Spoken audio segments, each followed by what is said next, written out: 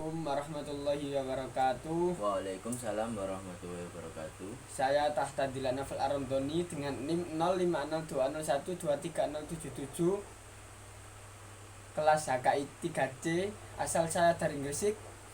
Saya melakukan video ini untuk melakukan tugas UAS Hukum Pidana Islam yang diampu oleh Bapak Sam dengan durasi waktu minimal 7 menit. Saya sekarang berada di kosnya Ustadz Nafis. Ustadz Nafis ini selaku santri Pondok Madrasatul Quran dan sekarang menjadi guru ngaji di TPQ. TPQ Musala apa Ustadz? Salafiyah. Salafiyah. Ya. Ya. Sebelum saya mulai diskusi tentang jarima, saya ingin meminta Ustadz Nafis memperkenalkan dirinya kepada teman-teman sosial media. Tereret. Sebelumnya Assalamualaikum warahmatullahi wabarakatuh. Waalaikumsalam warahmatullahi wabarakatuh. Perkenalkan, nama saya Nafis Muridani, biasa dipanggil Ustadz Nafis lah. Reply anjonya buat gitu aja lah. Untuk ya. pengalaman pendidikan Ustadz. Pengalaman pendidikan. Saya pendidikan pertama madrasah ibtidaiyah itu di Gresik. Di Gresik. Ya. Terus lanjut madrasah sanawiyah dan aliyahnya itu di Pondok. Pondok apa Ustadz? Tebireng, tapi Oh, bukan Tebirengnya. Tebireng MQ Ustadz. Oh iya, betul itu. MQ. Situnya. Madrasatul Quran ya. Betul. Nah, gini Ustadz.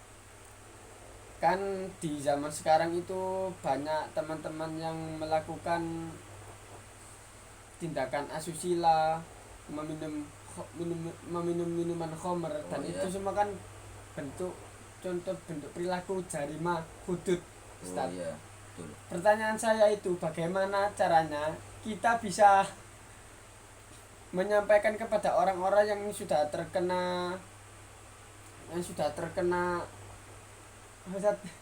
Sudah melakukannya itu. Nah, sudah melakukan dan juga ada yang terkena imbasnya. Efeknya. Nah, bagaimana cara Ustadz untuk menanggulangi jika ada korban gitu Ustadz? Menurut saya ya itu, kita harus memperbaiki orangnya terlebih dahulu dengan proses. Jadi ibaratnya ya kayak bukan langsung kita arahkan kepada yang baik. Kan kalau sudah terlanjur dan ibaratnya kayak sudah mendarah daging lah, Ya. itu ibaratnya kan agak susah ya. Itu kita harus cari persamaan orang dulu. Ibaratnya kayak kita harus mengetahui kelebihan orang itu dan kekurangan orang itu. Nah, kita lebih utama ke kelebihannya dulu ya. Ketika kita tahu kelebihan orang itu kan kita akan dapat bisa merayu gitulah. Nah, ibaratnya gitulah. Di saat kita merayu, kita bisa meluruskan orang itu ke jalan yang benar. Yang saya simpulkan berarti begini Ustadz ya. Sebelum kita menasihati orang-orang yang sudah menjadi korban, seyogyanya kita melihat karakteristik dari sifat orang-orang tersebut. Ya, Bagaimana cara dia menanggapi orang-orang lain, bagaimana cara dia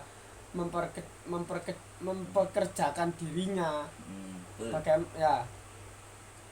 Berarti sebelum kita melakukan atau menasihati, sebaiknya kita membaca karakter orang tersebut. Karakternya dulu. Nah, setelah kita membaca karakter orang tersebut, kita memahami lingkungan dari orang-orang yang sudah menjadi korban. Ya, lingkungannya itu juga beresiko juga itu biasanya.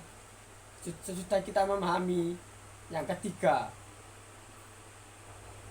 kola, berkata atau bekerja atau menasihati orang-orang itu. Begitu Ustadz. Yang saya tangkap dari perkataan Ustadz itu begitu Ustadz. Sangat bagus sekali.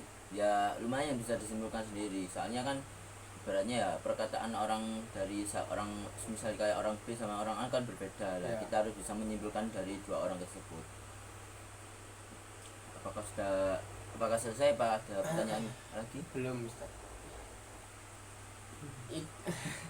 Saya ada 2 pertanyaan. Oh, Yang iya. pertama kan yang terkait tentang anak-anak Minum muda khamar itu. ya minum khamar dan tindakan asusila itu zina, apalagi yang viral sekarang itu Agus yang namanya Agus. Oh, Agus Ya. apa itu? Agus Buntung itu. Ya, yang Oh. viral Agus Buntung Ya ya ya. cacat tapi tidak kejam. Wah, bahaya itu. Berarti Sangat Betul, bahaya betul. itu. gelap-gelap. Kenapa kok saya ingin diskusi dengan Ustadz Nafis? Karena saya melihat dari biodata Ustadz Nafis selama di pondok itu sangat keren dan Ustadz Nafis Biasa Ustadz itu. Nafis tidak gampang untuk ikut-ikutan anak-anak yang suka nakal, yang suka mokong lah. Saya berpikir Ustadz Nafis ini berbeda dengan orang lainnya. Di saat Ya. orang-orang lain kelesetan, tuku jajan, Ustadz Nafis ini malah ngaji, suka menegur orang lain saat berbuat salah. Maka dari itu saya tadi mendatangi Ustadz untuk meminta diskusi tentang jarimah ini Ustadz. Betul. Semua itu tergantung dengan diri sendiri dan lingkungan kita. Kalau lingkungan kita mendukung apa tidaknya itu ya bisa kita kelola sendiri. Bila mendukung ya malah lebih enak. Bila tidak mendukung ya kita harus lebih ekstra mengelola diri di dalam lingkungan tersebut. Oke Ustadz, siap Ustadz. Saya insya Allah saya terapkan Oh, apa baik. yang sudah Harus bisa itu. diterapkan Ustadz kepada saya. Oke Ustadz, terima kasih Ustadz ya. Oh ya, sudah. Tidak ada Ya. pertanyaan lagi. Apakah sudah selesai pertanyaan cuma 2 tersebut? Gini Ustadz. Belum 7 menit soalnya. Oh, belum Kita 7 diskusi menit. terus aja. Iya. Berarti maksimal minimal 7 menit ini tugasnya. Minimal 7 menit Oh Ustadz. ya, boleh. Diskusi tentang apa dulu? Diskusi tentang ini Ustadz. Meminum khamar. Oh, minum khamar berarti pertanyaan yang satu tadi. Meminum khamar. Gini Ustadz. Khamar itu kan yang saya pikirkan sekarang itu khamar itu adalah segala sesuatu yang memabukkan Ustadz. Oh, Tetapi kok di dalam Al-Quran itu menyebutkan innamal khamru wal maisiru, dilarang meminum yang memabukkan dan berjudi. Tapi yang saya pikirkan sekarang itu Ustaz, yang memabukkan itu bukan khamr, bukan minuman saja, tetapi banyak sekarang ada ganja lah, Oh iya. ada betul. lem yang bisa dirip itu Ustaz. Oh, Kita iya. pernah? Oh, enggak pernah. Enggak pernah, alhamdulillah saya Jangan juga sampai nggak pernah, tapi. Ustaz. Iya. Nah, itu gimana Ustadz untuk menyampaikan kepada orang-orang untuk menceramai orang-orang yang belum mengerti akan makna dari innamal khamru wal maisiru di zaman modern saat ini. Oh, menurut saya kan beranjak dari itu innamal khamru wal maisir. Jadi di dalam arti dalam Al-Qur'an tersebut itu bukan yang berarti cuma minuman, tetapi yang barang yang membuat memabukkan. Ya kayak seperti ganja, habis itu hisab gitu. Itu bukan di Al-Qur'an bukan dijelasin tentang minuman. Ya minuman termasuk, tapi lebih rincinya barang-barang yang bisa memabukkan atau bisa segala sesuatu ya, yang memabukkan. bisa membuat kita memabukkan gitu. Beda lagi kalau kita perjalanan habis itu mabuk itu biasanya bukan terefek dari itu. Itu beda Ustadz. Beda. Kirain sama. Itu biasanya gejala dari kitanya sendiri karena tidak ibaratnya tidak ditawar dengan keadaan di kendaraan tersebut. Jadi bisa ada penanganan obat mabuk. Tapi kalau yang dimaksud masnya memabukkan kayak memabukkan minuman khamr, ganja atau hisab itu nggak ada obatnya, malah itu harus disuruh tobat orangnya. Obatnya salah satunya tobat. Paham. Berarti segala sesuatu yang memabukkan ini yang bisa merusak organ di dalam tubuh kita atau merusak pikiran kita. Ya, penjiwaan kita. Berarti sekarang saya sudah bisa membedakan Ustaz.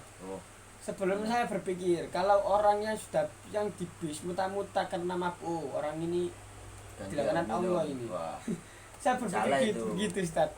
Tapi ternyata salah pikiran saya, logika saya itu. Bisa dibedakan berarti Ustaz. Bisa dibedakan. Segala sesuatu yang memabukkan, yaitu orang orang yang meminum, menghisap apapun lah yang melakukan kesenangan Ya, dengan mabuk-mabukan betul. dan imbasnya bisa merusak organ tubuh Iya. kita atau Atau otak pikiran kita menjadi rusak Ustaz. Oh gitu Ustaz. Betul. Ya. Terima kasih Ustaz ya atas Sama-sama. jawabannya dan diskusinya dan waktunya juga merepotkan Ustaz, maaf Ustaz. Enggak, lagi santai saya kok. Iya. Ya, sekian itu saja teman-teman semua, bapak-bapak, ibu-ibu. Semoga diskusi saya Noval dengan Ustadz Nafis bermanfaat bagi semua orang, khususnya di kalangan Indonesia yang memahami bahasa kita, Oke. bahasa remaja. Bahasa gaul lah ibaratnya. Sekian dari kami. Salam. Jika ada salah mohon dimaafkan, jika ada benar itu hanya milik Allah semata.